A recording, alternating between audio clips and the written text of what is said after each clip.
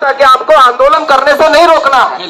आपको पता है कि आज जो हम लोग आंदोलन किए, इस आंदोलन से जितना पॉपुलरिटी और जितना मेहनत सब हम लोग किए, पॉपुलरिटी जितना हम लोगों को नहीं मिला, तमाम लोगों को, उससे ज्यादा विनोद कुमार पांडे जी को मिला। ये आपको मालूम है कि नहीं मालूम? बिल्कुल। अभी जो पीएसएस वाले किए, हम लोग किए, ज्यादा पॉपुलरिटी उनको मिल रहा है। ये बता समझ रहे हैं कि नहीं समझ रहे हैं? और सबके मन में चल रहा होगा कि भाई इन्होंने क्यों रोका आंदोलन। आंदोलन इसलिए रोका कि उससे पूर्व जो चीजें हमारी थी, हमारा जो ग्रीवांस था, वो ग्रीवांस कम से कम इनके बीच में हम लोग आराम से सकारात्मक, वो माहौल तो अलग था ना। आज की माहौल और पूर्व का माहौल अलग था। बैठ करके वो 1 घंटा 1.5 घंटा हम लोग को समय भी दिए थे। 4-5 साथी भी हमारे साथ थे, उन लोग भी उसका गवाह है। तो बातें बड़ी अच्छी हुई और तमाम लोग यहाँ जो है, तमाम लोग देखे, उन्होंने स्पष्ट कहा कि भाई आपकी जो बातें हैं, आपकी बातों को मैं मजबूती के साथ सरकार के समक्ष में आपकी बातों को रखूंगा।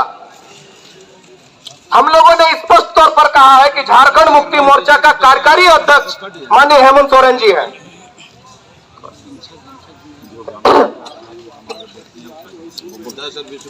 बिल्कुल, अभी आप लोग देख ही रहे होंगे कि साउंड का और टेंट वगैरह का जो है, थोड़ा सा जो भी ऑटो का भाड़ा है और आपका दरी का, तो आपसे जो भी सहयोग होगा वो सहयोग कृपया गमछे में डाल देंगे। तमाम लोगों से वो आग्रह होगी। हमारे साथी स्पष्ट तौर पर कहे कि भाई झारखंड मुक्ति मोर्चा का केंद्रीय अध्यक्ष माननीय हेमंत सोरेन जी है। एक ही व्यक्ति है जो केंद्रीय अध्यक्ष भी है, कार्यकारी अध्यक्ष भी है और साथ ही साथ मुख्यमंत्री भी है। भले पार्टी का पहुंच मुख्यमंत्री तक नहीं है, सरकार तक नहीं है, लेकिन केंद्रीय अध्यक्ष तो आपका है ना, कार्यकारी अध्यक्ष तो इसी कार्यालय का है।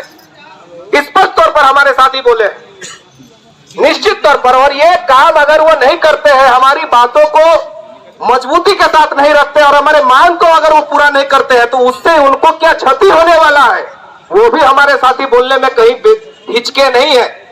स्पष्ट तौर पर उनको बोले हैं कि आपको क्या नुकसान होगा। नियमावली तो अधिकारी पदाधिकारी बना करके चले गए, लेकिन नुकसान तो संगठन को होगा, पार्टी को होगा, ये आप जान लीजिए। इस बात को उन्होंने भी स्वीकार किया कि बनाने वाला बिगाड़ने का भी पावर रखता है। इस बात को उन्होंने भी स्वीकार किया और उन्होंने एकदम अपने शब्दों में स्पष्ट तौर पर कहा है कि हमारा दिली इच्छा है कि आपका आंदोलन समाप्त हो जाए, आपका धरना समाप्त हो जाए, आप खुशी खुशी घर चले जाए। ये उनका दिली इच्छा है, उन्होंने ये बताया। मीडिया के समक्ष भी उन्होंने कहा, तमाम लोगों की उपस्थिति में मीडिया के समक्ष उन्होंने कहा कि मैं इनके मांगों के साथ हूं और इनके मांग को मैं पूरा करने का हर संभव प्रयास करूंगा। जहां तक डेडलाइन की बात है, हमारे जो भी साथी थे बार बार डेडलाइन की, और क्योंकि हमको भी पता है कि जब हम यहाँ आएंगे तो आप भी डेडलाइन ही मांगिएगा, तो हम लोग बार बार डेडलाइन की बात कर रहे थे। लेकिन चूंकि त्योहार है, उन्होंने कहा कि हम जब तक कंसर्न पदाधिकारी से मिलेंगे नहीं और उनका आउटपुट नहीं जानेंगे, तब तक आपको हम कुछ बात नहीं दे सकते हैं। नेता हम है नहीं, हम पार्टी के संगठन के कार्यकर्ता हैं, संगठन के अगुवा हैं। आपसे हम झूठ नहीं बोलेंगे कि अभी बोल देंगे कि नहीं चलिए 1 सप्ताह का समय।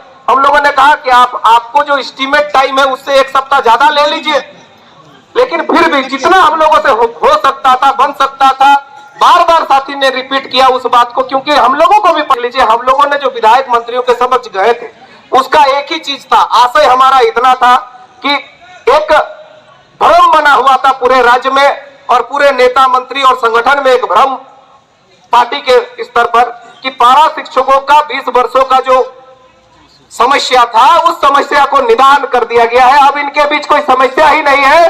अब ये 11 महीना विद्यालय में रहते हैं, सड़कों पर नहीं रहते हैं।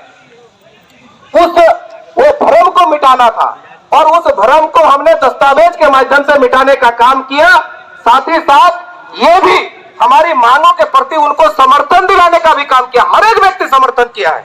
आपने देखा होगा कि पिछले बार माननीय दीपिका सिंह पांडे अपने विधायक दल के जो नेता है आलमगीर आलम, उनके नेतृत्व में माननीय मुख्यमंत्री के समक्ष गए, राजेश ठाकुर जी को भी लेकर के। और तमाम जितने भी लोग हैं, चाहे दीपिका सिंह पांडे, अंबा प्रसाद, राजेश ठाकुर, इन तमाम लोगों का मानना है कि भैया हम लोग बार बार एक चीज को बार बार कह रहे हैं।